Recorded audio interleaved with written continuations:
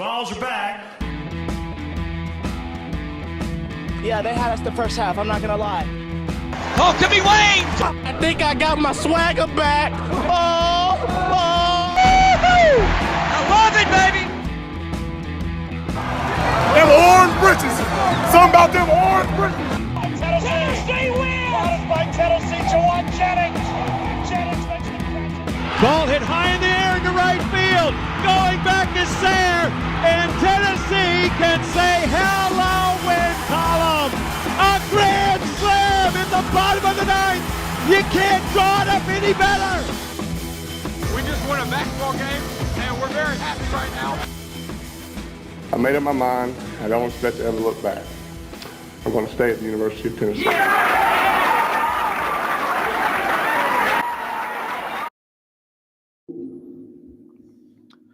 Reddit did to do, and welcome into More Important Issues. It is Sunday, March 26th. I was hoping we would be doing an emergency pod on Friday or Saturday to get you ready for the Elite Eight. The Final Four is set. Obviously, the season did not end how we wanted it to. It's very upsetting, very sad. We will discuss all the things. We'll get into it. Don't worry. We're a positive pod. Positive pod. That's what we're going to talk about. Shout out to the BaseVols. Sweep territory. It's back to it. I like it. That's a good A&M team. We talked about that. It's a good ball club. I like that you got that in Lindsey Nelson. That's a good thing, I think, in the just where Tennessee's at right now, trying to kind of find who they are. I like that you have to play that good ball club there in Lindsey Nelson before going on the road, especially to LSU. So it was good to kind of get back in the swing of things. I know Landon was there for most of the weekend. And then he got called into uncle duty, which sometimes sucks. It's awesome, but sometimes sucks, as he's learned today. Yeah, you know all about that, so I might have to kind of pick your brain on a few pointers of how to be a great uncle. Yeah, nothing sums up the Michael Jordan meme more than today, right? Oh, 100%. Yeah. But hey, Landon's obviously shown he's a good uncle, even in the wake of a sweep.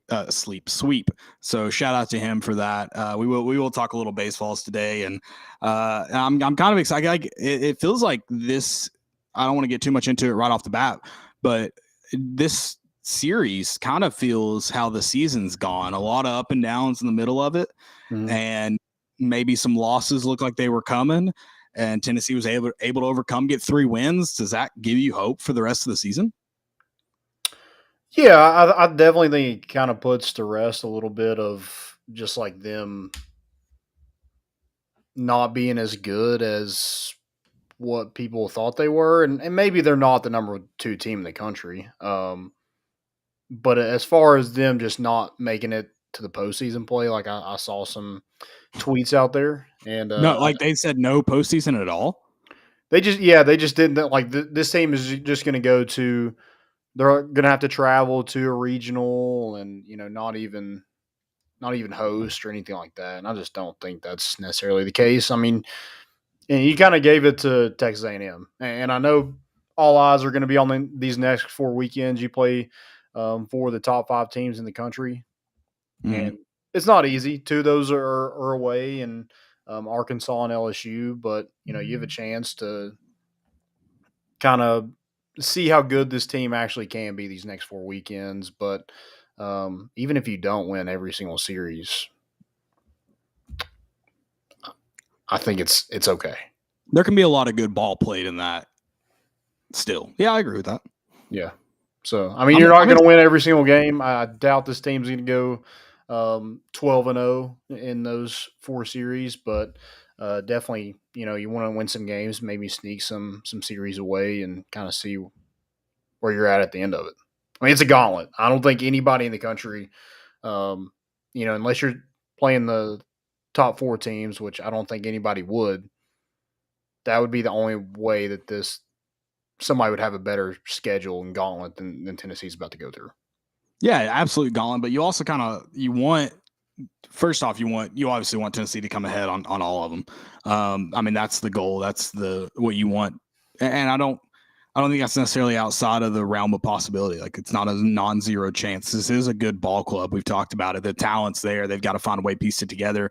But also, you want the expectation to be there. Like, the Tennessee, the club shouldn't be mad that the fans kind of expect more from them. That's what you want when you go to a school. It's what you want when you go to compete.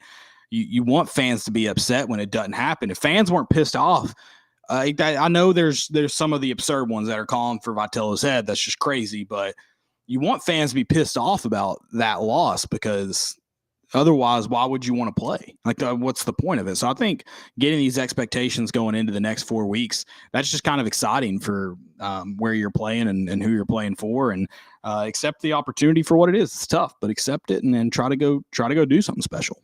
Yeah, you come to Tennessee to compete with the best. You commit to an SEC school to compete with the best, and you get a chance to do that 4 weeks in a row. So, 100%.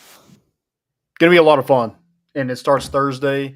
So don't get that confused. Don't miss Thursday night. We'll probably have to see kind of what I guess we'll still record, but we'll see kind of what that looks like. But For sure. that's going to be on TV, and Friday's also going to be on national television, and then Saturday will be whatever, SEC Network Plus. So yeah, ESPN today. First off, I guess did you get to listen to it at all?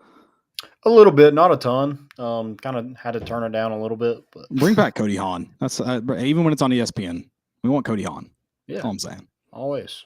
So all right, for sure. Before we get into too much of the episode, we are going to start off with basketball. Before we do that, I do got to give a shout out to our good friends at Underdog Collectibles, the best in the business. Underdog is Knoxville's best sports collectible store with a wide selection of UT cards, autographs, and memorabilia. Whether you're looking for a Peyton Manning autographed helmet or the most recent Topps baseball card release, you'll find it at Underdog. The shop is owned by UT graduates and proudly supports UT sports by hosting NIL events throughout the year. Stop by the University Commons Shopping Center next to Publix and Domino's to check them out. Open 6 days a week with live YouTube shows 3 nights per week. Remember to always bet on the Underdog. Shout out to Underdog Collectibles. Like I said, best in the business, best around, best for NIL events. I'm looking at Chase Dollander here, Maui Ahuna, Christian Moore, some of the guys that help get the Vols that series sweep this weekend.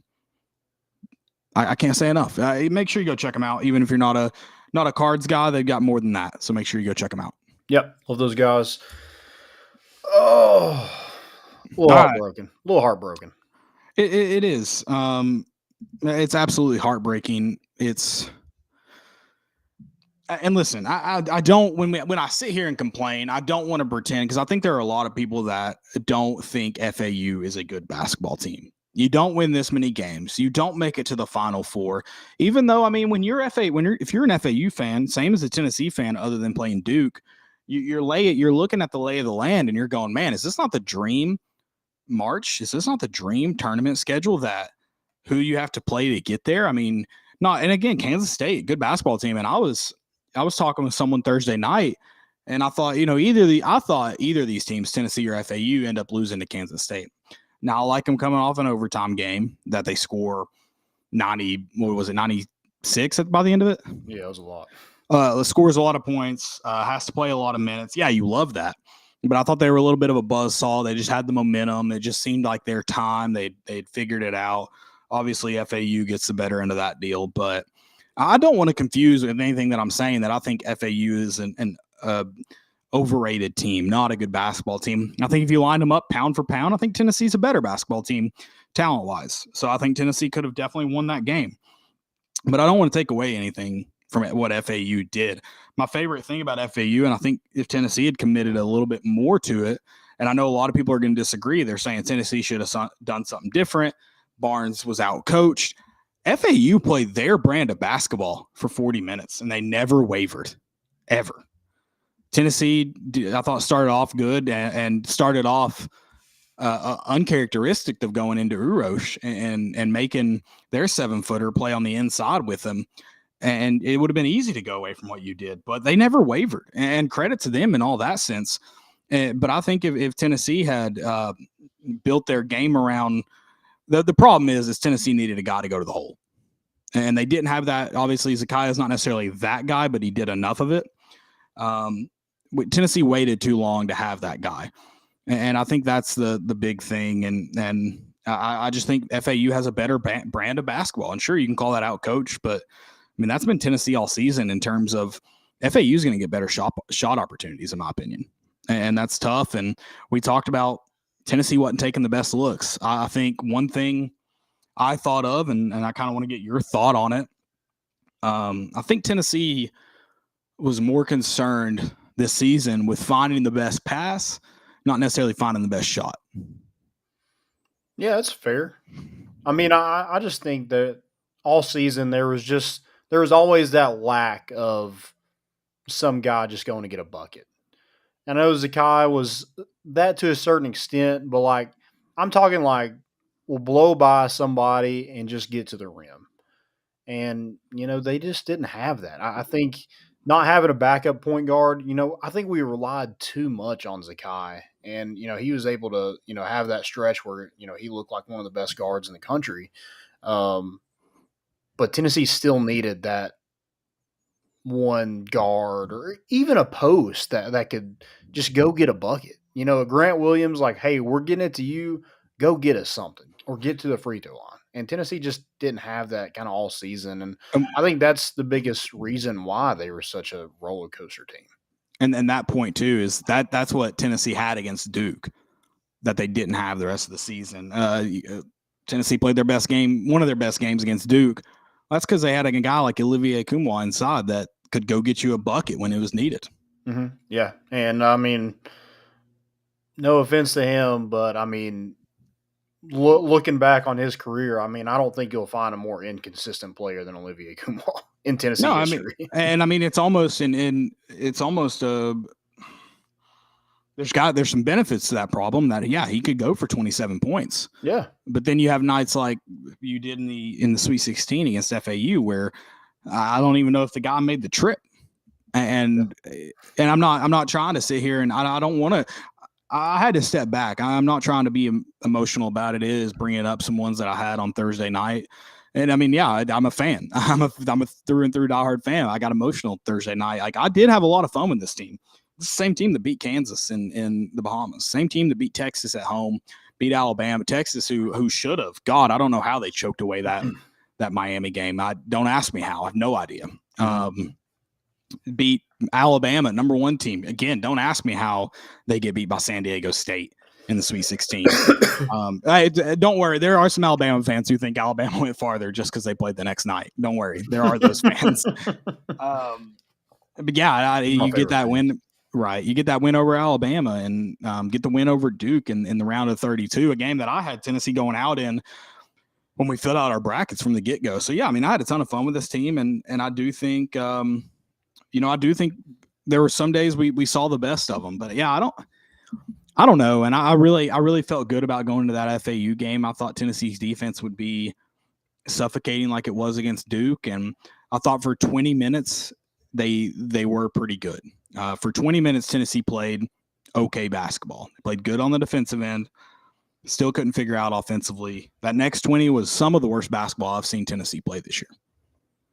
Yeah, and it's so weird because, I just think it's – you look back on the season, and it sucks the way it ended just because of, like, who's left in this Final Four. And it's just like, man, that could have been us. And, like, we come out, you're talking about how we just went to Urosh and, got hot. I'm thinking, like, dude, we're about to freaking blow them out. Like, Right. Here's our game plan. We're bigger than them, and we're just going to blow them out in the paint. And, they just couldn't put them – I felt like they're kind of on the ropes in the first half. Like, we had them there. Like, we could have – but we had that scoring drought where it just kept them in it. And then the second half was just abysmal. I mean, look at the box score. It kind of tells the whole story. Is like Olivier's 2 for 9, Urosh 4 for 10. Those guys are right next to the freaking rim the majority of the time. They're in the paint, and they're shooting below 50%. I mean, you're not going to win many basketball games shooting 33% from the field. I mean, Tennessee scored 55 points, and I know they can win ugly games. We saw it against Auburn earlier in the year. Yeah. But only have 6 turnovers and only score 55 points is, I mean, that's I don't know like how you even put that together. How does that even happen?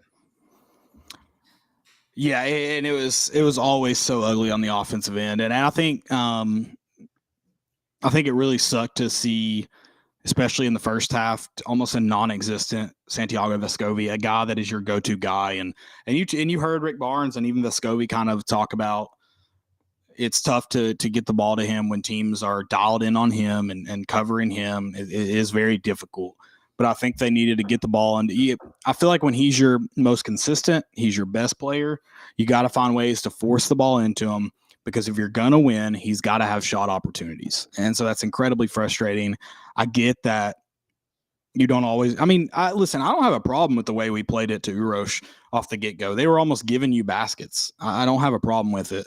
But at some point when it's not like you read his stat line just now, not beautiful. At some point, you got to go to your consistent guys, the guys that can win you games. And I just didn't feel like we did that enough late in the game. And it did feel unwinnable as a Tennessee fan. But as I tried to kind of sit down, calm myself down, 2 minutes left, you're down by 7 or 8. And I'm thinking, guys, we're still very much in this game. You got to knock down shots, though. That's the first thing you have to do. And the defense is good enough to hold possession scoreless. And we're not taking great shot opportunities. Jamal Mashak was doing his best, but he doesn't shoot well from the free throw line. And even when he was getting there, just wasn't knocking them both. It was tough. It was very tough. It wasn't fun to watch. And we got a comment here. They got tired by the end of the season. I really don't think it was. I don't think that team got tired. That didn't look like a team that was just exhausted to me. Yeah, it was a team that just couldn't shoot around they had no touch around the rim. I mean, that was it. I mean, I know we got out rebounded, but we still had 17 offensive rebounds. And I mean, what did that lead to? Hardly anything, because we couldn't finish around the rim. And you know that's the frustrating part. We talked about it the last show. Is like, you know, Olivier could have a really big game, Josiah could have a really big game because of how small their guards are, and they just didn't make them pay. You know, I know there was some like head scratching shot opportunities there, but like most of them didn't have a ton of problem with because they're inside the paint. No, it was the late ones that I had a problem with. I feel like we were forcing threes when the game wasn't out of reach yet. It was late that I was questioning. And like I can't stand where, you know, miss foul shots is one. I can't stand that. But also like we'll like wait late in the shot clock and just wait at the 3-point line and have just no plan whatsoever. Just wait until the time is about to run out and then chunk up a three. That's not who Tennessee is, and that's the way, you know, they played on Thursday.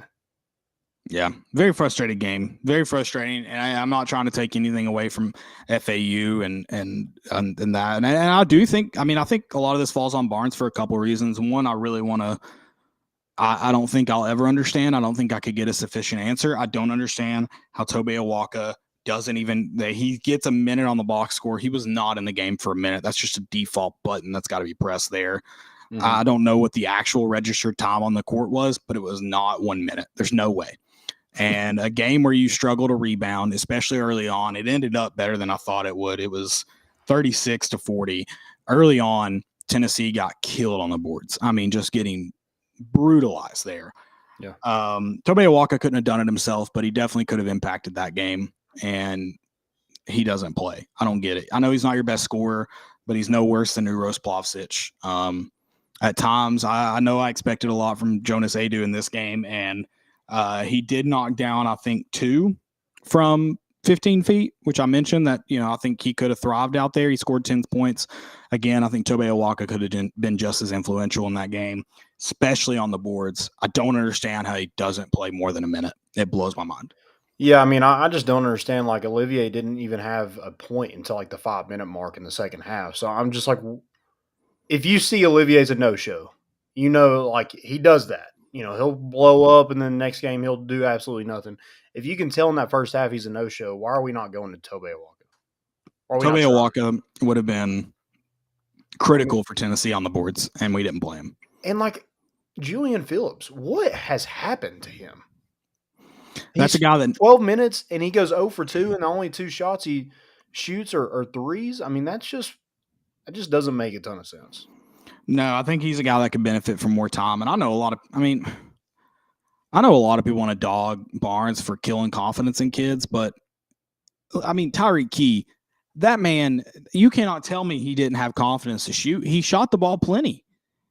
So you can't tell me that that's the entire problem, that the Barnes is just killing confidence. I'm sorry. That you can't convince me of that. A guy that, and listen, I'm all for shooting open shots, but at some point he had to come off the floater. It wasn't his shot. Back off of it. I don't care how open it is. We got to back off that shot. It's very frustrating. And then, I mean, one thing I'm critical of Barnes too, and always will be, is him letting teams go on these runs, especially this Tennessee team. There's some other Tennessee teams that Barnes has coached that can, the runs aren't pretty, but they can kind of work themselves out of. This is a team that when they turn the ball over, they're going to turn it over again and again. And then, I mean, what was it? What ended up a 12-2 run, 14-2 run before he called a timeout? It's frustrating as crap. It sucks. It's not fun. And ultimately, I mean, might have been the straw that broke the camel's back in this game. Yeah. No, I agree. I mean, just no one was on it. And you mentioned Santi was having a tough game. I mean, we've said this for weeks. If Santi has a bad game, this offense is going to be damn near terrible, and they were. Just no one was there to kind of pick up the slack, and it just sucks to see so many veterans on this team just kind of no-show, in the Sweet 16 when, again, looking at, like, everything was in front of you. And I think FAU, as good as a team I think they are, and they've, obviously earned that because they're in the Final Four now, that's a team Tennessee should beat. Yeah, no, I don't disagree with that. I do not disagree with that statement at all. Duke was a better basketball team than FAU. Yeah, probably. That's March. Like, I mean, look at the teams left. I mean, it's a 9 and a 4 and a 5 and a 4 seed. Like, I mean, March happened. But, looking at those, it should be a 4 and a 5 matchup and another 4 and a 5 matchup. I think Tennessee should be there. Maybe I'm just biased and I have orange goggles on all the time, but man, it's just so frustrating to look like that at the first of the game and just let it slip. Well, that's another thing too. You mentioned it. Tennessee kind of looked like they were going to jump out to a big lead at halftime. You feel like Tennessee shouldn't be up 5; they should be up like 13. It was one of those games where you feel like you let I'm with you. I'm not trying to take away anything from FAU. I do think that's a talented, good basketball team that knows how to win. You don't get to, before they played Tennessee, 33 wins by mistake. Doesn't happen by chance. If you win 33 games in college basketball, you're a good basketball team, point blank, period. But Tennessee feels like they should have a 13-point lead. When you let anybody feel like they should be in it when they shouldn't be, that's not good. You're letting them hang around too long. And it was just a recipe for disaster, and that's what happened. And Tennessee had their chances to maybe feel like they at least can jump out to a safer lead, maybe put them away early. And they didn't take that kill shot, which is crazy because Uros Plavsic apparently just freaking thrives on the kill shot. My God, why is he still playing basketball at this point for the University of Tennessee? I didn't hate the stuff against Duke. I didn't think it was smart. I hope not. We'll see. I'm sorry. I don't like that. I don't agree with all the media people saying he's the dirtiest player to ever play college basketball. That's absurd and stupid. I hate it because that flagrant foul he did, I mean, it cost Tennessee right there 4 points in the ball back. It's stupid when Tennessee's down in that run. It's stupid. Yeah. And it's not smart basketball. He wasn't playing smart when he did it. So frustrating that a guy who can't give Tennessee much takes so much away from Tennessee. Yeah, 100%. I mean, I don't think anybody is super upset that he's done at Tennessee. And, I know we have a rule where he can come back. I don't think, and what kind of Barnes has alluded to in his press conferences, that he would probably allow him to come back. I hope. I mean, he mentioned early in the year how he was sick of his antics. I mean, he wasn't sick enough to start him in this game or the Duke game. Yeah. I don't understand it. And he played well, but again, he just takes away. And when you have that reputation already of you being the dirtiest player, why would you do something like that? Yeah, and I mean, again, I didn't think it was dumb. It was dumb. I'm not even going to sit here and try to give a devil's advocate opinion for why he would do what he did on that play. I noticed that play. And I thought it was dumb. I thought he was lucky it didn't get called. And then sure enough, they're able to come back to it, which it was, I think, 30 seconds before that timeout. Yeah, it was so dumb. Just, it blows my mind. It blows my mind. Yeah. And you know what really sucks, if Tennessee didn't play so bad in that game, I'm probably not as upset. And I don't think a lot of people are. I think it's upsetting because you get to that point, and if you can play a good game and you get beat by a better FAU team that's just playing better basketball than you, a lot of people are sitting on this season how they should. I mean, listen, you got to the Sweet 16 without Zakiya Ziegler. Like, that's a big deal. Like, you played good basketball late in March, but then you go and not only do you just not play very good, you have really dumb things happen, like the Roche foul there, the flagrant, and it's just not good basketball. And I'm not taking. I think this team accomplished a lot, and I think they played good a lot of times during the season. But going back to what we said when we jumped into this, you left so much on the table. So much left that you could have accomplished. It's very frustrating. And I'm happy. I mean, listen, I had fun this season. I mentioned those games. I had fun, but it is a crappy way to end it. Yeah, and just like the way you've played defense throughout the entire year, I mean, just a little bit of offensive production in this team is a consistent top 5 team all year long. Yep.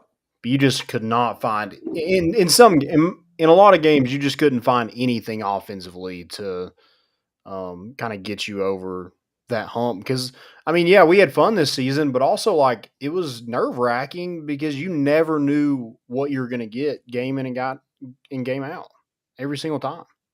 Right.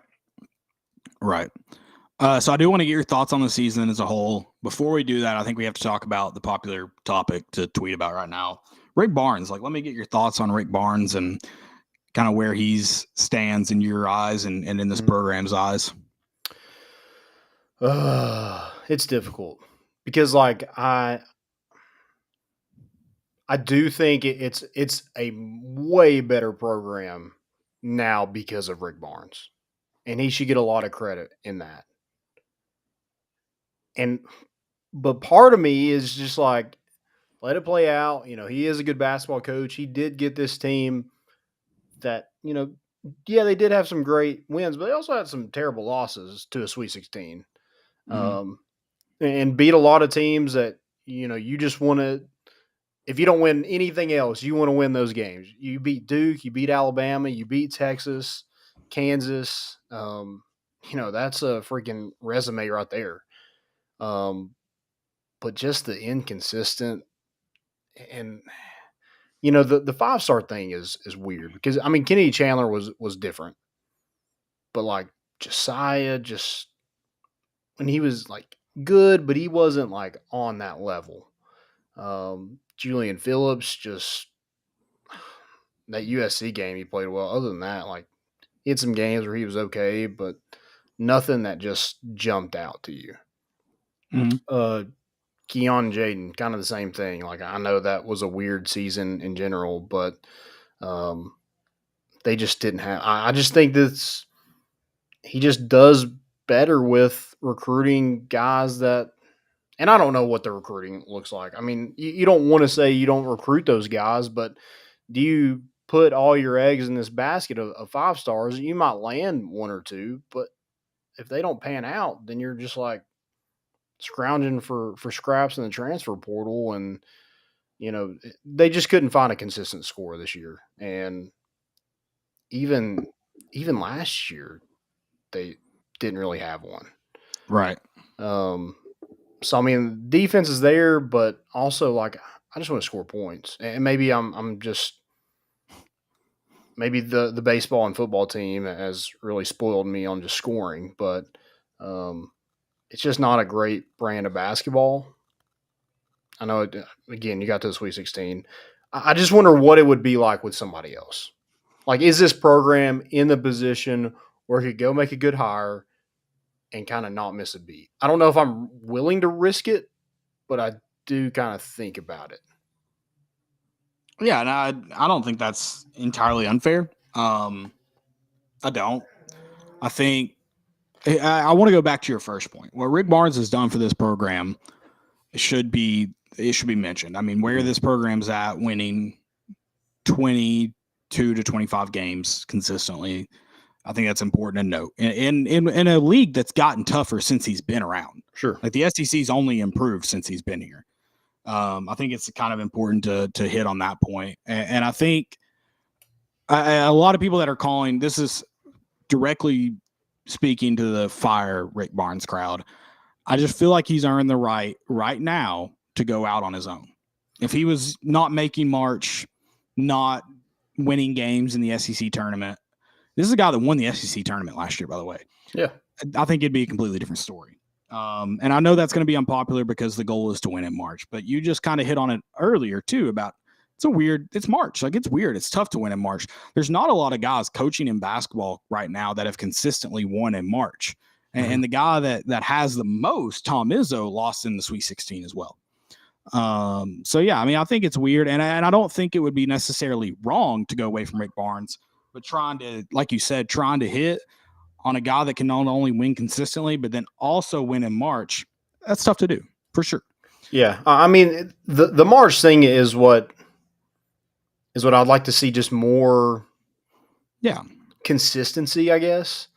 Because, I mean, you always run into that team of destiny, and we say that, and it's true, but it's also frustrating because it's teams that you should beat. Right. Yeah, for sure. So I don't know. Again, I'm with you. I love Rick Barnes, and I think he has earned that right to go out on his own. I'm just saying, like, when is that time? Yeah, I don't disagree with that. I feel like if this was, midway through a 40-year career, I might feel differently. I hate that he can't consistently win in March because, like I said, unfortunately, this sport that you play, 32 games or whatever, 33 in the regular season / conference tournament. This is the only thing that matters. It all relies on, anywhere between 1 and 5 games. Like that kind of sucks, but it is the nature of the sport. It is. I hate that we kind of know, because Rick Barnes is older, that he's probably never going to win the quote unquote the big one. Not going to get to a Final Four. He's only done it one time, right? Yeah, at Texas. And so it is incredibly frustrating. And I do want to say something directly related to the Rick Barnes crowd. If you said to hire Shaka Smart, you're a big fat moron. We have seen that experiment played out in real time. Yeah. Shaka Smart take over for Rick Barnes. Why the hell would we do it again? No. Who said that? I would like. I saw it tweeted. I don't know. I saw it tweeted. I would like to post whoever said that, because that so is dumb.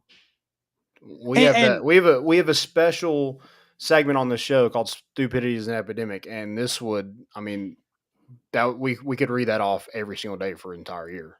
And maybe Shaka Smart going to the Big East, and I mean, I'm not discrediting what he's done with Marquette this year. Good for him. Happy for him. Where did they go though? Like I'm not saying I'm not going to sit here and say he's just a bad coach, blah, blah, blah. But we've seen that experiment play out in real time. What would we be doing? Yeah, I'm good. Yeah. Very good. Now here's the thing. Kim English does well at Providence for 2 years. I want him back. Yep. I loved him when he was here, and I think he was he wasn't the only thing that helped propel this program, but he was a big part in recruiting and developing players. So I would like to see Kim English get a shot, depending on how well Providence kind of plays out in the next 2 years. If he's a consistent, contender in the Big East and, has that team kind of rolling. I know it's tough because there is a lot of good coaches in Big East is tough. Yeah. But if he can be competitive in there, I would like to see Kim English get a shot. But yeah, I agree that Rick Barnes should get to go out on his own. I think he's earned that right. I would just like to kind of, hey man, like, how long you got? Yeah. And another thing too is, as much as scary as it is to step away from a guy like Rick Barnes who's built consistency, I do right now. And listen, you know me, if you've listened to this podcast, I've kind of held out on Josh Heupel until about let's call it October 15th, 2022. I filled out on Josh Heupel. Danny White, I'm pretty much sold on. I think that man can go make a good hire. This is a guy who hired Nate Oates at Buffalo. He also hired Lance Leipold, who has turned Kansas from just a doormat. I mean, I was trying to think what's below a doormat. He might be, there might be like concrete steps below the doormat of college football into someone who's making bowl games underneath it. Yeah, for sure. And he's winning games in the Big 12 and in a Big 12 that, yeah, they're inconsistent, but I mean, pretty like competitive from top to bottom. Yeah. So, I mean, he's made some good hires. He obviously, not a lot of people like the Josh Heupel hire, and he believed in him. He knew him and brought him. So I mean, the Whites are the first family of college athletics, right? They've got the connections. So I do believe in him if he believes it's the right time. So it's just one of those things that I think Rick Barnes being good enough has put Tennessee in a very, very tough position of what to do next. And I think Tennessee got really lucky to get to hire Rick Barnes because Donnie Tyndall committed violations like 6 years before that at another school. So they did get lucky in that sense, and I think he's built a nice program up, and it might be time to move on, but I don't think it's necessarily time to give up, if that makes sense. Yeah, like not winning the Sweet 16 is not a fireable offense. So the fire Rick Barnes is it's a little crazy. I don't think it's crazy in the sense of maybe it is time to move on if you want to accomplish more. I don't think it's crazy in that sense. I think it's crazy to say, yeah, like you said, fireable offense. That's crazy. Mm-hmm. Well, yeah, I mean, we've seen the fireable offenses in our plenty play out. I'm pretty young, but I've seen enough to know what a fireable offense is. And we've also seen like guys have a decent year in football, and then the year after that is just atrocious. Right. And we've seen some bad cases where I don't think like off the field, I don't think you necessarily have to worry about a Rick Barnes basketball team. I think that's what makes me kind of hang on to a little bit more. If he was, if this was a guy like Jeremy Pruitt who you knew was cheating off the field and then also losing, that's very different. You don't have to worry about NCAA violations getting thrown at you while also not going very far. I also think the whole like UCLA thing doesn't help.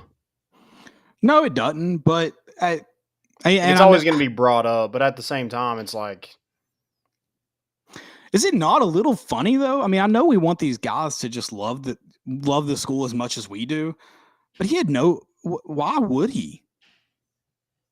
Yeah, I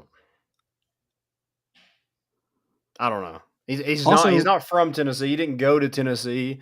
I mean, he's not like a homer or anything. He's not like the prodigal son coming back. He's a guy that, Hall of Fame coach that we hired to kind of rebuild this program, and he's done that.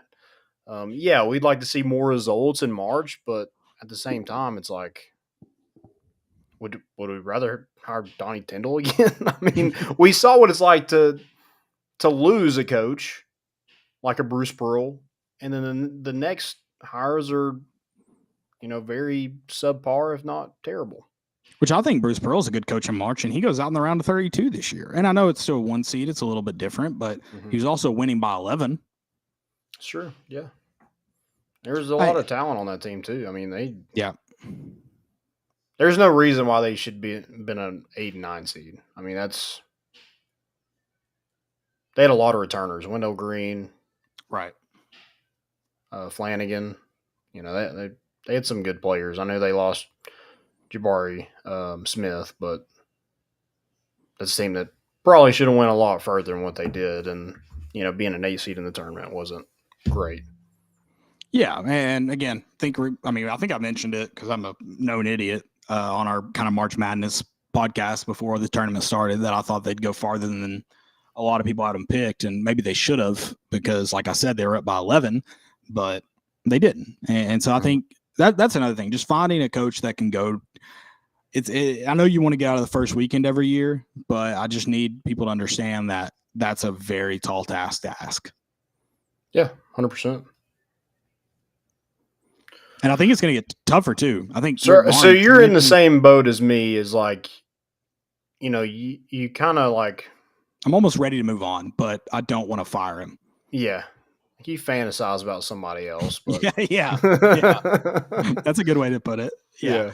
I don't know. It's one of the, I mean, it's not that I don't think there are coaches out there that can win in March, but also like someone mentioned,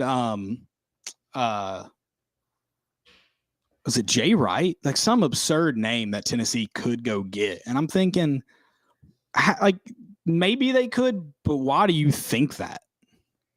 Rod, are you willing to give up your Hall of Fame coach for a shot at Jay Wright? Right. Yeah, that's where I'm at. It's like if you have somebody lined up, ready to go, ready to sign, and you tell Barnes, "Hey, like we need you to retire." That's cool, but I'm not willing to risk losing Rick Barnes for a name that we may or may not get. I just think also if you're an athletic director, and I mean this is like basketball's grown at the University of Tennessee. Pretty well. I mean, you get I know it's against number 1 Alabama. That's big, but you're selling 22,000 seats for a Wednesday night game, not 8 p.m. tip off. It was late, whatever it was like that. This school cares about basketball again. Yeah. And so you're very well staking your reputation on this quote unquote, if it happens, firing and hiring, like you better get it and you can't miss. And then you got to know that Rick Barnes has nothing left in the tank. And this year almost proved you wrong if you were thinking about it. And I know it ended up not really doing it, but also a lot of people, I mean, there were not a lot of people who had Tennessee beating Duke. Like if you were a Tennessee fan that had Tennessee beating Duke, you probably had your just hopes and prayers on it because Duke was. You also probably picked them to win the national championship, right? Duke was the hottest team in college basketball when Tennessee ran into them. Mm-hmm. Yeah, yeah. I think we're in the same boat. I kind of want to see what it's like. Maybe it's time to move on. Also, you got to think about Zakai Ziegler doesn't come here if Rick Barnes is not the coach, right? Correct. I mean, maybe I don't know. That's tough because of kind of how his story was. Maybe not. I wouldn't disagree if you said that, but maybe. I don't know. I will say this. I'm incredibly jealous of the confident individuals who can 100% say, fire Rick Barnes, this program will do better. I wish I could be that confident. I do. Yeah. Because I don't disagree with you that I want to see this program in the Elite Eight and in the Final Four. I'm incredibly jealous of you if you believe that'll happen with any other coach besides Rick Barnes. I'm very jealous of you to have that kind of confidence. Yeah, I mean, it just doesn't always work out, and it doesn't have to do anything with coaching. It's just a lot of it's timing. And to be fair, a lot of those people thought Josh Heupel was a fast slob that wouldn't do anything here. So their confidence range is they might be really confident. Well, you can't recruit, right. And he can't coach a defense apparently too. That's the new thing. He couldn't recruit, and now he can't field a defense. If Tennessee ever does have a top 20 defense, I will be incredibly shocked. By the way, but yeah, they don't necessarily need that to win. But I will be incredibly shocked. Right. All right. Well, so I didn't get. I'm sorry. We got into that debate because I feel like we had to touch on it because it was talked about. Give me just, I guess. Season overall, how do we want to grade it? A to B? Or A to B? A to F here? Letter grades? Yeah, that's cool. I mean, okay. I think we'll probably be on the same page. I think it's a B and not a B plus. I think it's a B. Oh, okay. I just think you won some really good games, but you also lost. I mean, the loss to Vanderbilt, loss to Missouri, 2 losses to Missouri. Not beating Kentucky, your biggest rival, getting swept by them is not ideal. Didn't do well in the tournament. I know you dealt with some injuries, and I think that was a big part of Tennessee just kind of having that, not collapse, but kind of that valley in your season. It had to do with Josiah and Julian being hurt. I know, in the Sweet 16, neither one of those guys were super productive, but I do think it kind of played a factor in Tennessee not having confidence. You finally get those guys back. You lose Zakai. So I think that should take a factor into it as well. So I'm leaning a high B, but not a B plus. Okay. I see. I'm a similar boat. I was leaning B plus, maybe even closer to A minus. And I do want to kind of go back before the season. We looked at this roster and we were we weren't expecting a lot out of this team from the get-go. Top group of the SEC. I think, like you kind of alluding to the losses to Vanderbilt, the swept by Kentucky, like that's not good, and I think that knocks them down some because not being in the top 4 and double bye, like that knocks them down some. But I also think if you tell me, hey, you beat the number 1 overall seed in the season, you win the Bahamas tournament after beating number 1 Kansas, you knock off Texas in the Big 12 SEC Challenge. You do get by Duke in the round of 32. Like, I think there are a lot of just positives. You mentioned those injuries, plus the Kai Ziegler getting hurt. You go to the Sweet 16. I think you get a win in the SEC tournament. Like, I think there are too many positives versus where I thought they would be, too many negatives where they showed at the beginning of the season they could have been. I think it's A- is probably a little too high, but I am in the B+ range. I think a lot was accomplished this year. The inconsistencies are frustrating, infuriating, but I also think the inconsistencies boiled down to this basketball team was never just great. They were a good basketball team that could win games, but they were never going to go on this March run, unfortunately, as we saw.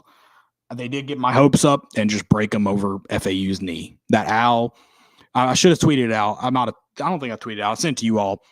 My hopes were a little field mouse running through that got swept up by an owl. I was safe at home. I wasn't going to let my hopes go. They beat Duke, and it was running fast, man. It was running so fast. The night game, man. And then he got us. And then that owl came out of nowhere. It was tough. But yeah, I think I'm going B+. I'll go a little bit higher than you just because I try not to forget where everyone had them preseason. I try not to forget that. That's fair. And I'm interested to kind of see what happens next year. Who comes back? I know a lot of those guys have that extra year. Do they welcome those guys? I mean, we've said it before. I think it is time for some new blood in this program. I like Zakai. I like Adu, Awaka. I think those are 3 guys you can kind of build around a little bit. I do kind of want to mention something that I saw on Facebook, and it was Bobby Mays, which, again, like Rick Barnes, the Bobby Mays Elite has been really good to this program. So I don't know what this does, but I'll just read it to you and let you kind of make an assumption. So Bobby Mays says BJ Edwards could have dominated this game on both ends. I'm speechless. What a blow opportunity to get to Elite Eight as a former Vol and point guard and watch us struggle against their pressure defense and know BJ could have had a major impact. I wonder what the hell is going on. Shaking my head. Good night. That's not it, though. Brian Williams, VFL. He was all over Twitter, too. Oh. Well, he commented and said, I was at the game. Horrible coaching, but then again, how can you coach no talent? I said this is a week before they started losing. The fact that he got this team to number 1 with 6 players in the rotation shooting under 40% is insane. So, like, no coaching, but also I don't know how he did that. Right. So I saw the Bobby Mays comment, and I, like you said, good pipeline, all that. Let's not forget, in the context of this, BJ Edwards is a Bobby Mays guy. Like, he's gonna ride or die with him. Sure. So let's not forget that. Sure. We saw BJ Edwards at time this year, and he wasn't super impressive. He's a freshman. I'm not asking him to be super impressive, but the little we saw of him, it wasn't much. I think that's a lot to put on the line. I think for people to come out and say that, if he puts BJ Edwards in that game and the guy gets 2 turnovers, doesn't look great, what are we saying? Mm-hmm. And based on what we saw this year, I don't know how Bobby Mays takes that away. Bobby Mays hadn't seen BJ Edwards against SEC, unless he watched those games. I'm sure he did, but he didn't mention those games in that comment.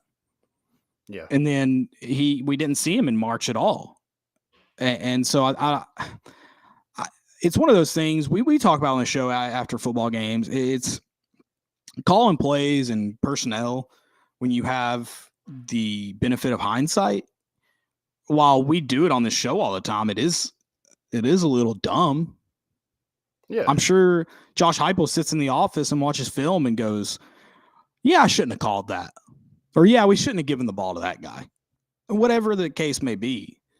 Like, I'm sure that happens all the time. And so I think it's a little, I'm a known idiot, so I'm going to do the dumb things. Don't get me wrong. I'm still going to do the stuff I just criticized.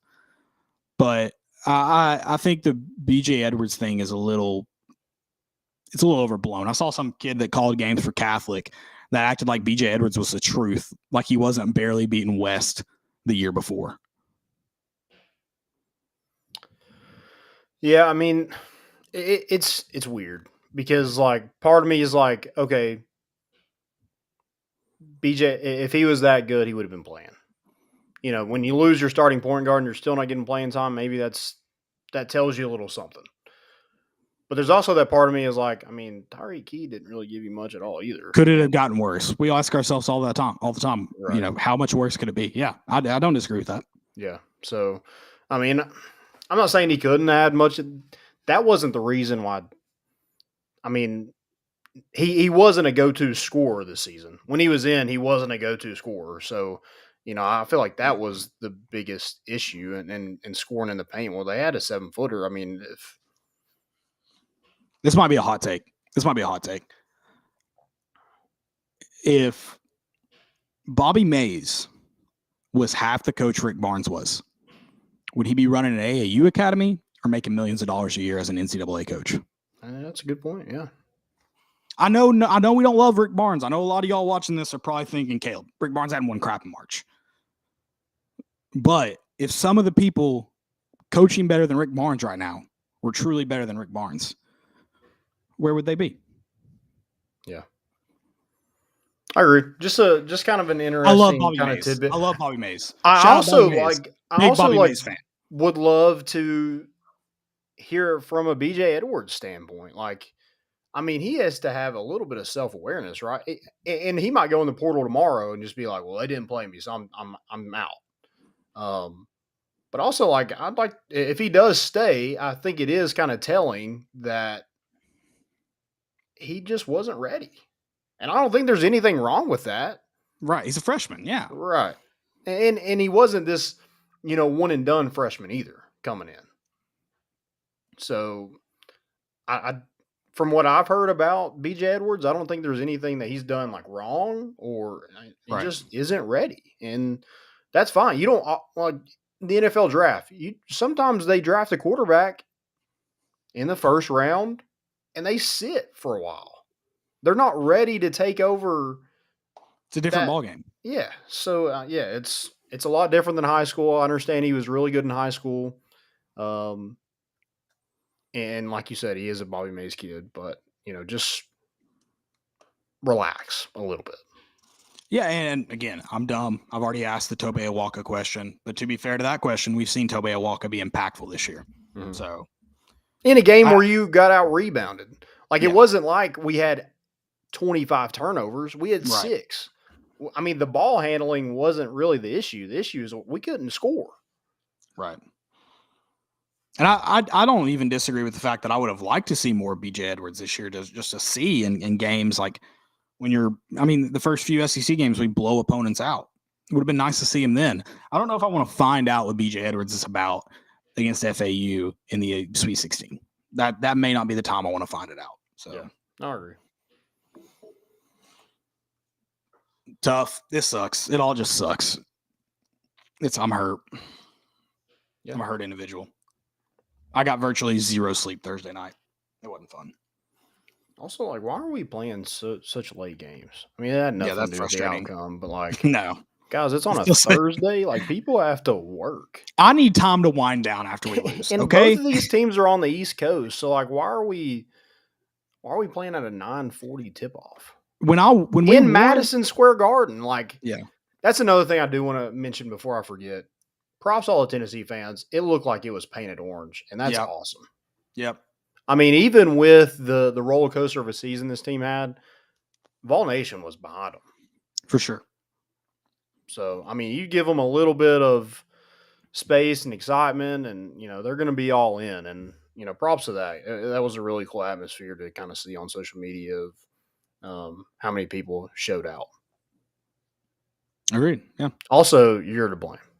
I If you went blame to the you. game, Yeah. you're also to blame. Yeah, if as soon as we beat Duke and you bought a ticket, and I know you bought a ticket, I'm blaming you. So do with that what you It's will. how it goes. I blame my brother who decided to go to South Carolina last minute, and Landon who decided to go to last minute. You It's their told me fault. to. I died, but you went. You could have said no. I did. I Why are did you falling go. into peer pressure? I'm your terrible fault. at it. Okay, that is a flaw of mine. I had a do South give it Carolina peer ticket pressure. for months and months and months. So don't come at me about it.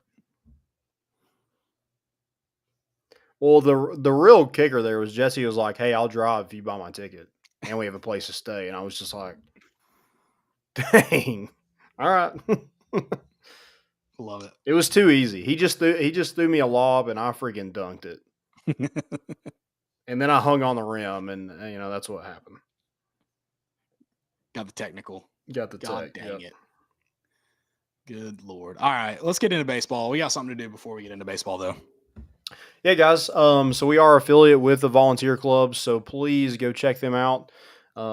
We have a link. We will tweet out that link hopefully here in a few seconds.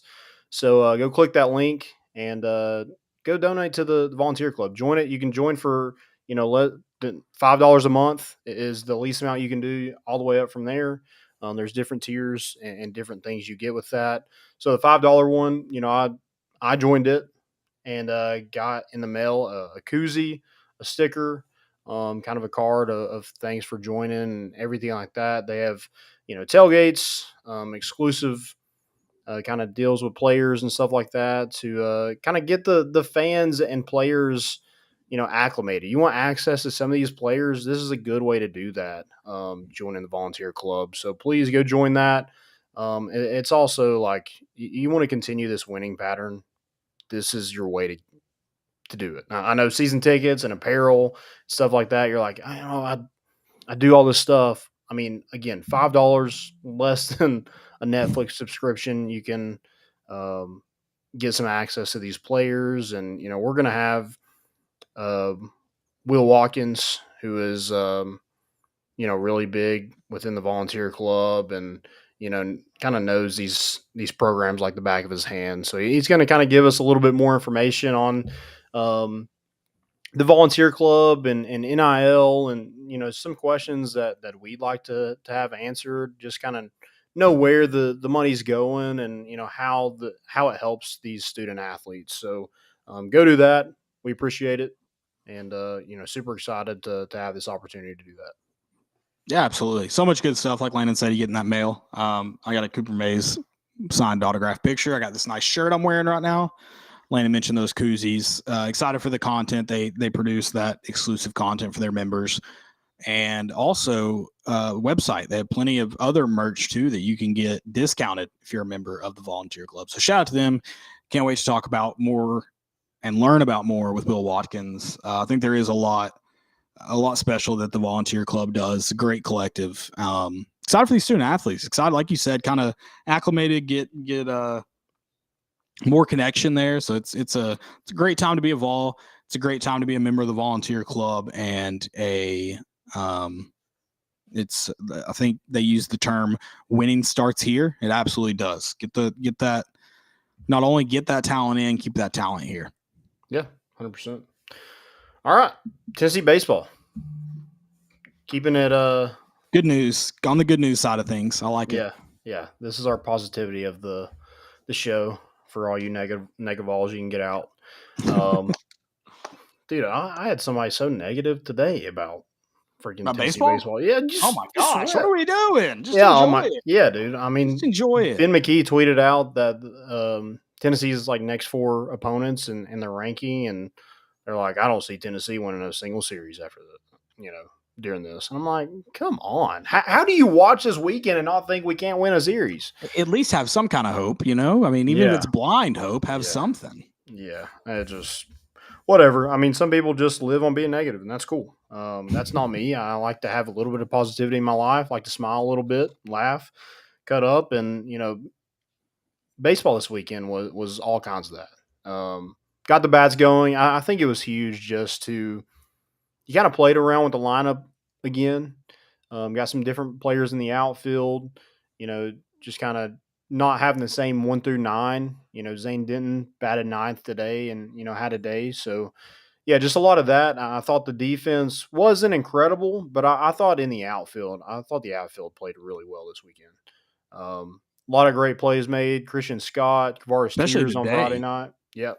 Couple robberies today, huh? Yeah, Griffin Merritt robbed a home run. So yeah, just kind of everybody, played really well in the outfield. The infield's got to be a little bit better. Maui had an error today.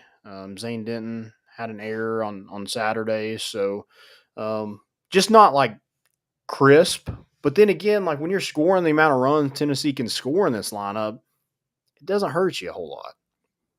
Now it could have Yeah. on Saturday, but that wasn't just because of the defense. It was, walking people, and that's not something Tennessee does at all. So, um, gave up a 2-run rally to Texas A&M there at the end of Chase Burns' outing, and Tennessee was able to get back the lead. That was something to see all weekend. Texas A&M had the lead after the first inning every single time.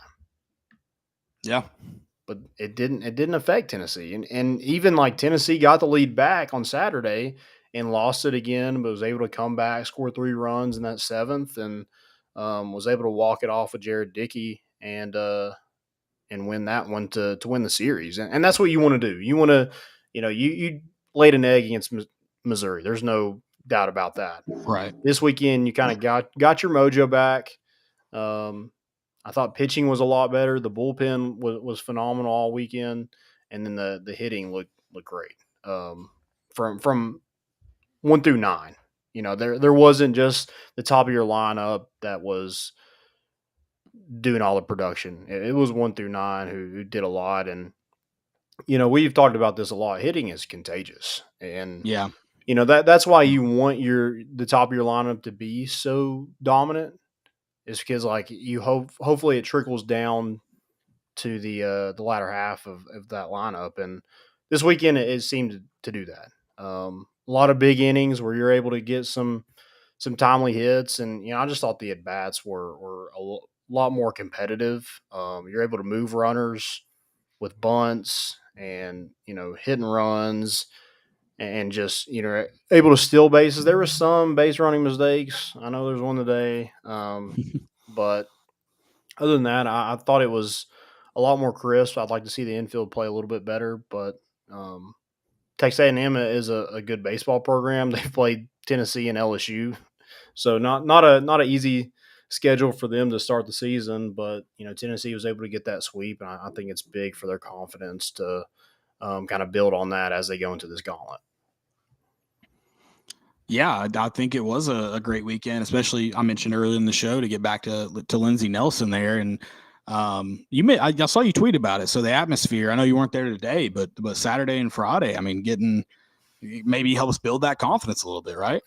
Yeah, and I think it's always going to be tough for opposing teams coming there and beat Tennessee when you have that atmosphere like they do. They just kind of rally around the fan base. I mean, it's when you're able to walk something off in your home stadium, it means a lot more. And Right. it was really cool to see that whole atmosphere, and selling all those standing room only tickets. You got to weave in and out of traffic to go to and from the bathroom. I mean, it's a lot different, and a lot of that has to do with the weather being a lot better this weekend Right. than it has been. But yeah, I was super impressed with the atmosphere. I know a lot of people were just like, "Well, the MVP tickets, are still kind of empty behind home plate." I mean, unless Tennessee does something about those big donors that never show up, and unless it is, a really huge series with Vanderbilt, or there's a huge milestone in place. I just don't think you're going to see those people there on the Right. weekend sometimes. I mean, it's tough. You play a lot of games during the season, especially the weeknights games, even some of the weekend games. Saturday maybe a little bit easier, but Sunday's a little bit different. Not all those people live in Knoxville, and for some reason they don't get rid of tickets. So yeah, I just think they need to do a better job of getting rid of those tickets somehow, some way. Yeah, but the porch is the same way. I mean, Yeah. it's just not in the screen where you see all that. But the porch is like on the the weekdays, there's like 2 or 3 that are full. The other ones, like, there might be 2 people in it. Or none, or they have a completely empty one. Well, the MVP really sucks because, those people are the reason the baseball program has been, where it's been before Vitello found this success. So it sucks for sure. Yeah. I did want to ask you, I know we got another question about baseball. I don't know if you have that pulled up or if you need me to, but I wanted to, I lost my train of thought. Oh, what's more demoralizing, a walk-off home run or a walk-off sac fly? Yeah, that's. I mean, does it not just suck to get that out and know it does not matter? I would just drop the ball, maybe confuse them a little bit. Oh yeah, just to see what we could do. It's just got to be demoralizing. No, I agree. And it sucks because like Jared Dickey should have had 2 home runs in that game, and they were both that circus one with the outfielder. Oh, the triple. He gets almost to the warning track. And then has to run up 15 yards to try to catch it, and ends up, I don't even know if you call it a dive as much as he almost kind of fell forward for it. Yeah, what a weird twist of events there for those hard hit balls into right field. Yeah, I mean that win was insane. I mean Tennessee probably hits 4 home runs in that game, but don't because of the wind. And it sucks because it was blowing toward left. So in all of we have so many lefties in the lineup, they're all hitting them that far, and they're just like coming way back in. It was just a wacky kind of game, but Tennessee was able to move some runners, get them over, and then Jared Dickey, they rip his shirt off. No wire, by the way, you Astros fans. So yeah, that was really cool Jared Dickey's just a dog. I mean, you knew as soon as he was stepping to the plate, like he's going to hit something hard somewhere, and it should have been a home run, but that stupid win. So this question I've got here, and I'm sure you guys will talk about it more on the bat flip. I want to remind everybody to watch that show tomorrow night at 7. Landon and Dylan there. What do you think is causing the early inning runs that our starting pitchers are giving up lately? Is it just a matter of facing better hitters, or have other teams figured something out? This is from @CTHVolFan on Twitter. Did he ask like the first couple innings? Is that what the question was? Yeah, just early on. How is? I mean, we've like you say, you mentioned this series specifically. They led after first inning every time, and I think you've seen it. The first couple innings, or at least the first innings, seem to trip up every Tennessee pitcher. Yeah, I mean, I don't know exactly what. I mean, number one, Jack Moss was a freaking. He destroyed every single time that he was at the plate. I mean, he just had a phenomenal series, and he did most of his damage in that first inning. And I don't really have an answer. I mean, Dolander, it's weird. He gives up those runs, and then he settles in and dominates. Chase Burns left one over the plate in the first inning, then he dominated. Drew Beam, that was a weird home run today. It's like, yeah, it might have hit the bleachers. But also, like, you called it a double, and I don't know if you could tell by the replay that it hit the bleachers, which, whatever. I mean, I thought you had to have definitive evidence that it was the other way. But, yeah, I don't really have an answer. It is weird. It is something to kind of keep an eye on, but they seem to settle in. And, when you're able to produce some runs like Tennessee did this weekend, I don't think it's a big deal. And also you have that bullpen that's just dominating. Even if you have a guy like Kirby didn't have his best outing, you have a guy like Andrew Lindsay that can come in and just strike out the side.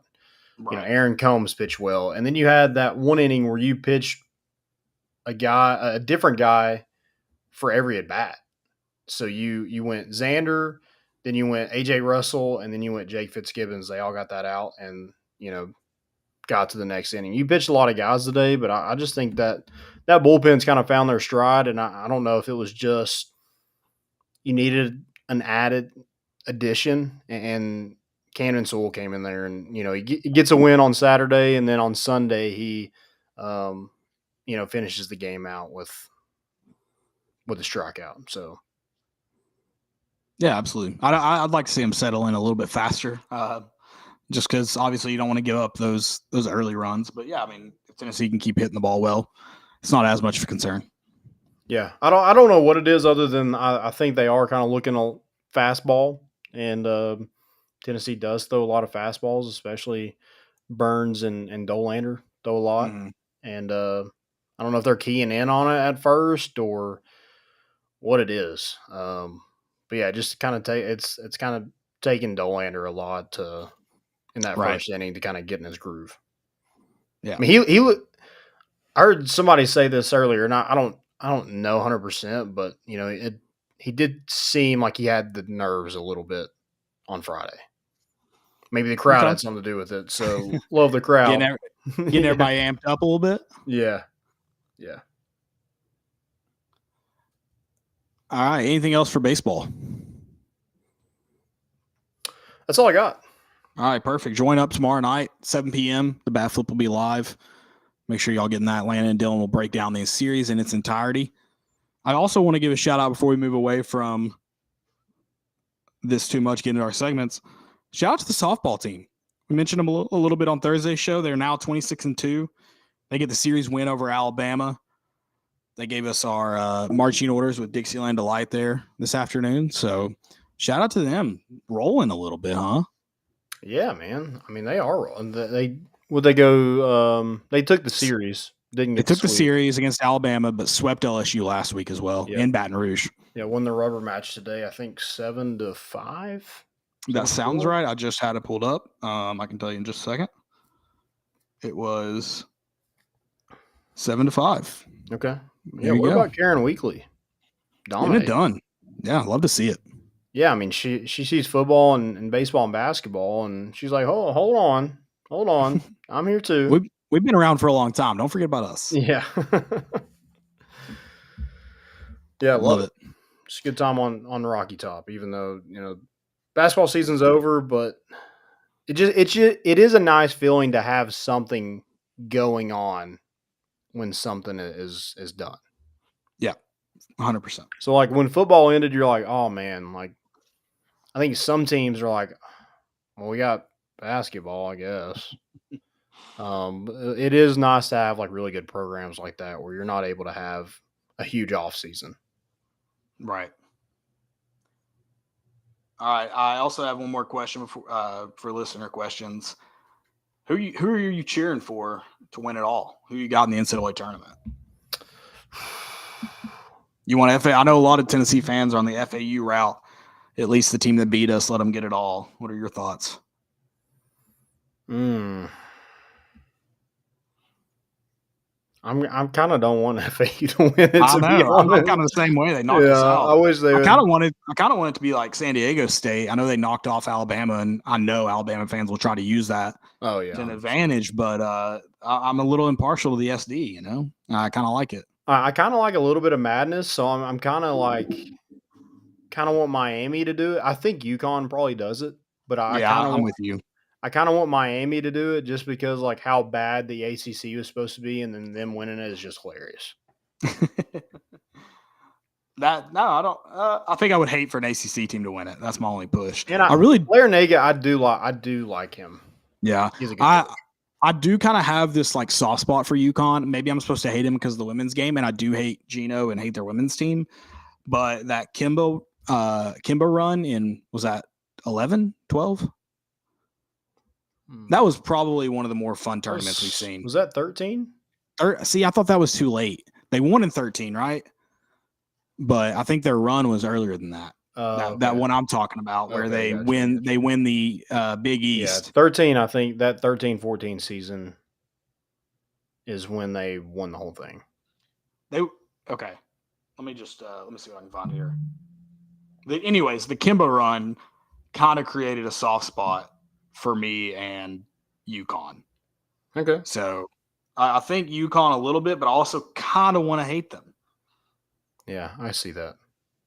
Gino every time I see that logo, I think of Gino. So I'm cool if we destroy them and everything.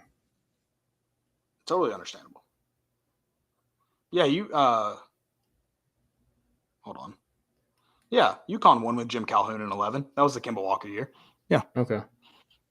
That's what I thought. I thought they won it all because I think they were. But they also won. They also won in 13 too, right?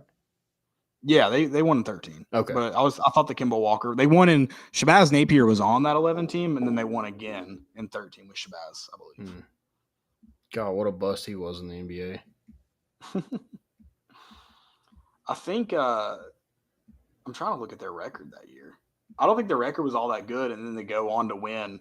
I think they would have made the NCAA tournament, but then they went and won the Big East in 11, if I'm remembering correctly. Yeah, there was that game with somebody who, like, it was like one of the best basketball games of all time in the Big East tournament. Was it with Syracuse? They went 32-9. Never mind. They were, which I guess if they went and won the Big East, that'd be what, 4 wins at least. Yeah. And then, so 10 wins. So yeah, I guess they would have been like 21, whatever, and 9. Yeah, they were 9-9 in the Big East. Yeah. Okay. So they were probably borderline tournament. Yeah. They were probably going to be a high seed in the tournament. Yeah. I don't know who's going to win. I honestly don't know what this even is. Like, I mean, nothing lower than, I mean, I didn't get one single Final Four teamer. I got, I think, 2 out of the Elite 8, correct? I did have UConn in one of my brackets going to the Final Four, but I had them losing in the Final Four. Okay.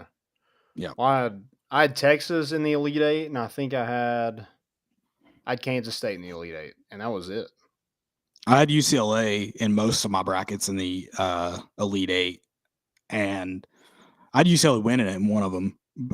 Speaking of late games, I did have to stay up and watch the end of that game because it got so good, and boy, am I glad I did. Mm-hmm. That was awesome. Oh, thank God, Drew Timme not winning a national championship. So. Does he? I think he has a year of eligibility left. Does he come back? There's no way he has a year. I think he does. I think he does. Oh we got Joey and Dylan in here. Someone look it up. I think he has 1 year of eligibility left. God, no. I think he does. What if he transfers to Tennessee? What if he uses that year of eligibility on a transfer? Dude, I just know he'll just screw it up. All right. Most important and fails. Let's get to those. If you guys got them, go ahead and hop in here. Joey said he does have a year of eligibility. Dylan said he does. That's 2 fact checkers. Drew Timme to Tennessee. Make it happen. No. Make it happen. There's no way he transfers. No, I don't think he does either if he comes back. And there's no way he plays another year. We'll see. God. All right, so I do have a most important. So Tennessee had a big recruiting weekend this weekend. What do you think about the pictures inside Neyland Stadium for the recruiting picks? I just saw one. Were there more? Or are you just referencing? I'm just referencing that one. So maybe there Jake are. Merklinger. Okay. Yeah. It goes hard. Quarterback. Dude, it's electric. I love it. Are you a little pissed that they could have gone over and he could have been holding the ball in his left arm and it would have been from your seats? Or like, how do you feel about that? Yeah, I guess that's true, right? It is, yeah. Looks like he's in like YY8 maybe instead of ZZ11. Oh, no, he's in XX3. Okay. Yeah, still, he could have been on your side and they would have gotten a full shot of the Vol sign. Yeah, that was another thing. I feel like they could have been better. I think it looks good though. That goes hard. Yeah, if they just want to let me know, like I took 2 years of college photography, so. Why'd you take 2 years?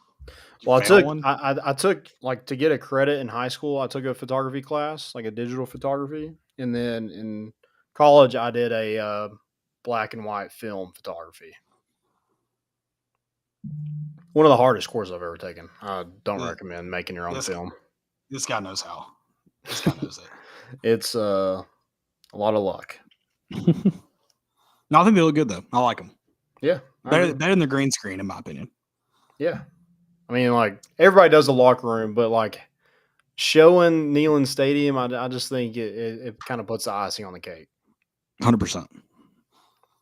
I got Josh Dobbs. I am blocked by Josh Dobbs, so I had to see this by screenshot. Friday night, he got to all the Bama fans, and he got the hold the L meme. I love it. I'm glad he hates Bama. One of us. One of us. Glad he does that. That's good. I love that. What did he tweet? He just tweeted like hold to all Bama fans. Oh yeah, I did see that. Okay. Yeah. I had to see it on our Twitter because I am also blocked by Josh Dobbs.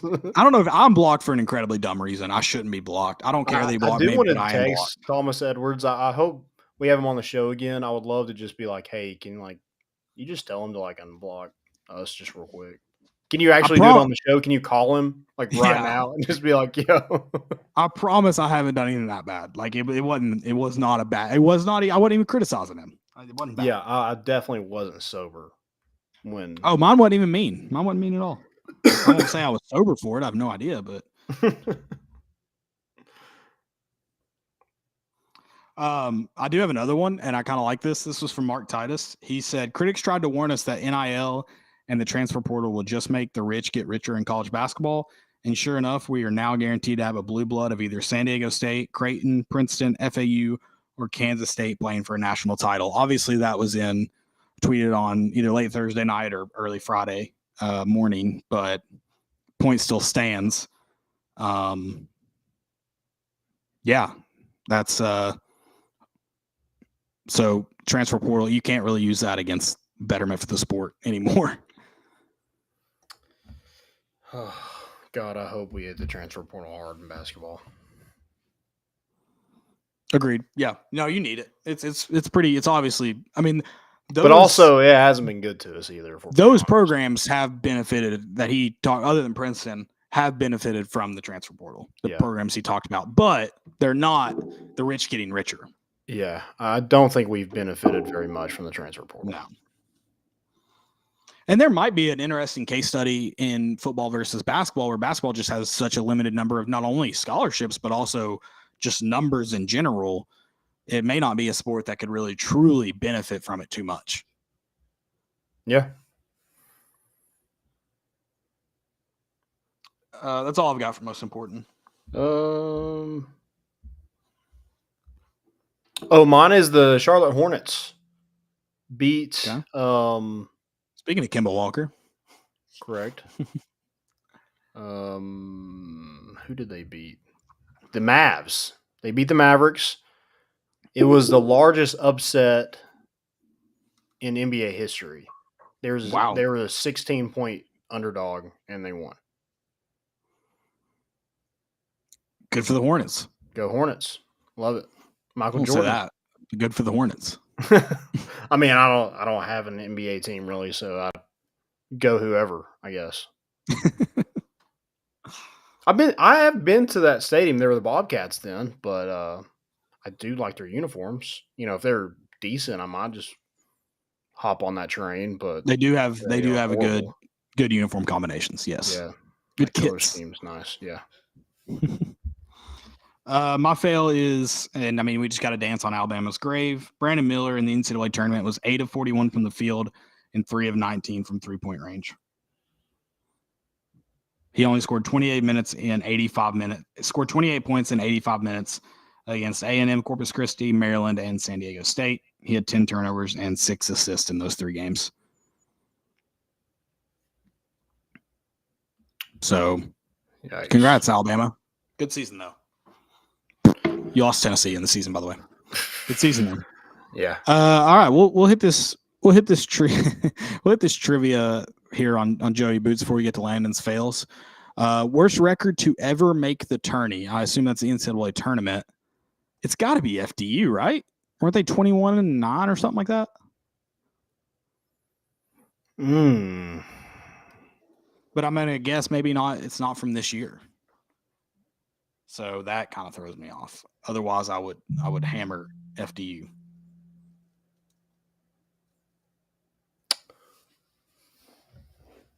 I don't know.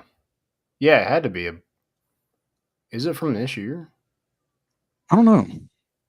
No, not from this year. So it's going to be a team that it was an auto bid, won their conference. Was it a UMBC 3 different that beat teams have Virginia? had the same record. Is it from a recent year? It can't like it. Okay, if we're asking this question, it can't just be like a 16 seed that no one's ever heard of. Like they had to do Well, something. they're in the definitely going to be a 16 seed. Joey got us. He stumped us. I feel like it's not a 16 seed. I feel like it's a team with a good resume but a terrible record. No, if they're that doesn't exist. That's contradictory. It doesn't exist. Good resume, bad record. That's oxymoron. Well, FIU, UCF, and Fairfield. What were the years in that? All right, so I just hit this. I Googled this, and I've got the worst. And none of these teams have made it past the first round. Joey, that was an incredibly tough question. What the heck? What are you doing here? Are you running sports trivia at Fieldhouse? Because those questions are incredibly hard. Yeah, 100%. That was tough. Well, now we know. Maybe we can. We win do some money know. now. Thank you, Joe. For did you get that trivia question? Was that's a last trivia question, right? Yeah, did you get that right?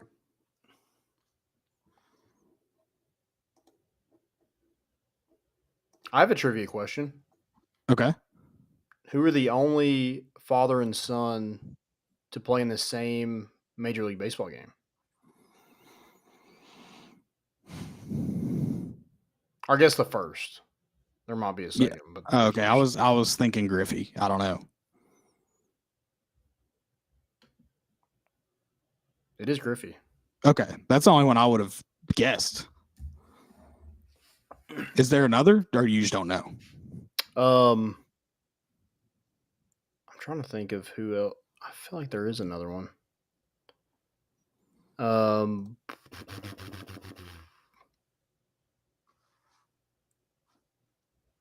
Sounds like you don't know. I feel like there was another You're out. one. I'm out. I don't know. All right, fails.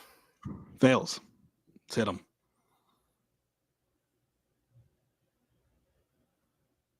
Oh, I do have no.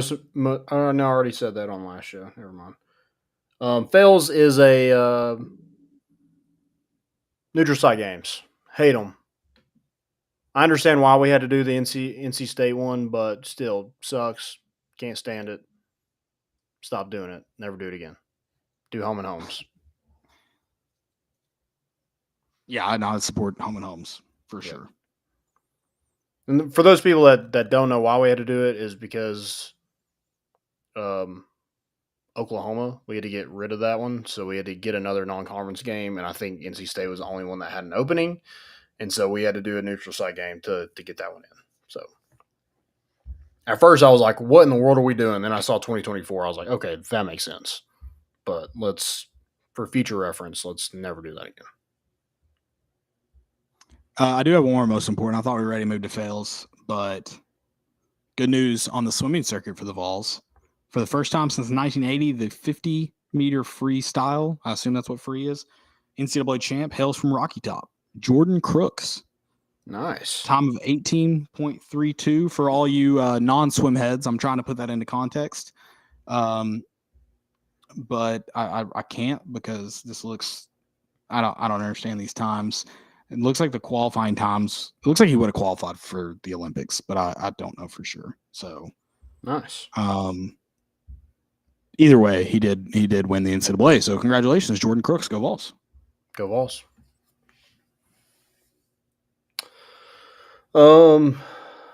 Fail.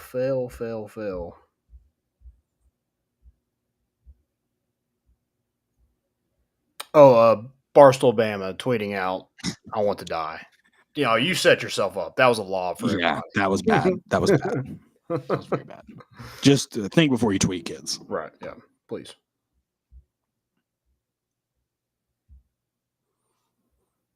Any other fails? That's all I got. That's all I got too. I am still sad from Thursday. Shout out to the BaseVols for making that a little bit better. I do feel a little bit better. Hey, we're on to baseball season, softball season. We're good. Lady Vols did lose to Virginia Tech in the Sweet 16 too. Thankfully, UConn lost. We can, like Bama losing, we can take solace in UConn losing to Ohio State. So, fun fact reminder that Juno Ariama has not won a national championship since excluding Candace Parker from the Olympic team. Almost like karma does matter. It's an ongoing tradition. I love it. I hope it never ends. Absolutely. With South Carolina, I just don't.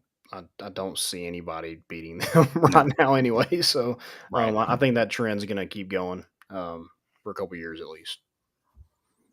Yeah, Don Staley can coach, period. Yeah. And Gino's just such a dick that, like, he's so easy to hate. People just don't want to play for his ass. So easy to hate. I hope that dynasty's over. That would be absolutely. I'd love nothing more. All right, guys. That's all we got. Thanks for listening. Have a good week. We'll be back tomorrow with the bat flip, and then we'll be back with this show on Thursday night. We'll have a special guest, Will Watkins, with the Volunteer Club, talking about some NIL and some stuff like that. So please tune in for that. And we're bringing the boat in, and we out.